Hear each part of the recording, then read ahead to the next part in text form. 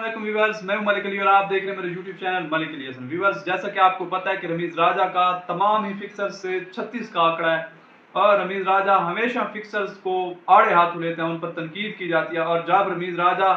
Pakistan cricket board के chairman थे तो आपने देखा कि कोई भी ऐसा खिलाड़ी नहीं आया टीम में और ना ही आ सकता था जिसने कभी भी कोई फिक्सिंग की हो या जो कभी फिक्सिंग में थोड़ा सा भी मुलविस रहा हो। और यही वजह है कि वो मोहम्मद आमिर पर भी हमेशा तनकीद करते हैं।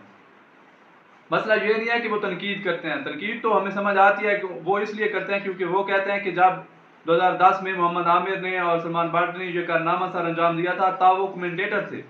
और वो कहते हैं कि तब मुझे पता है और मैंने उस अजियत को महसूस किया है, उस अजियत को फेस किया है और उन चुभते हुए सवालों को फेस किया है जो मीडिया ने मुझसे किए थे।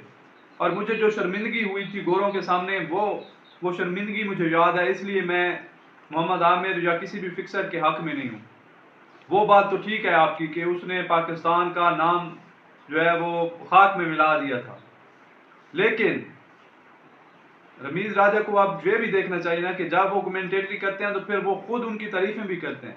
उन्होंने पहले उसकी मुखालफत की कि मोहम्मद आमिर को वापस नहीं आना चाहिए, लेकिन मोहम्मद आमिर वापस आया 2016 में, उसने 2017 में चैंपियन ट्रॉफी जितवाई।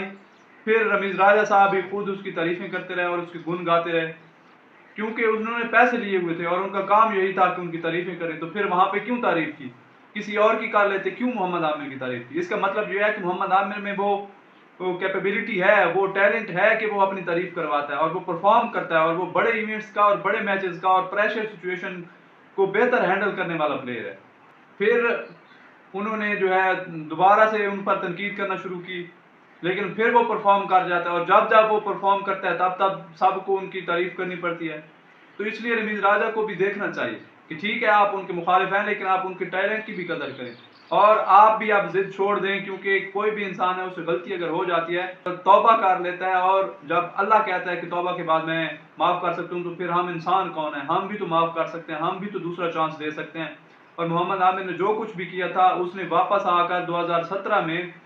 सारे अपने गुनाह धो दिए थे और उसने ज़बरदस्त किस्म की परफॉर्मेंस दी थी और पाकिस्तान को चैंपियन ट्रॉफी का चैंपियन बनवाया था। ठीक है, आप ये कह सकते हैं कि शादाब तब नया था, शादाब की बहुत अच्छी परफॉर्मेंस थी, अजहर अली और जुनैद खान ने बहुत अच्छा परफॉर्म किया था, फ़खर की सेंचुरीज आपको याद होंगी, इसके अलावा हसन अली बहुत ज़बरदस्त किस्म की उसने बॉलिंग की थी। लेकिन मोहम्मद आमिर भी उसी टीम में शामिल था और मोहम्मद आमिर की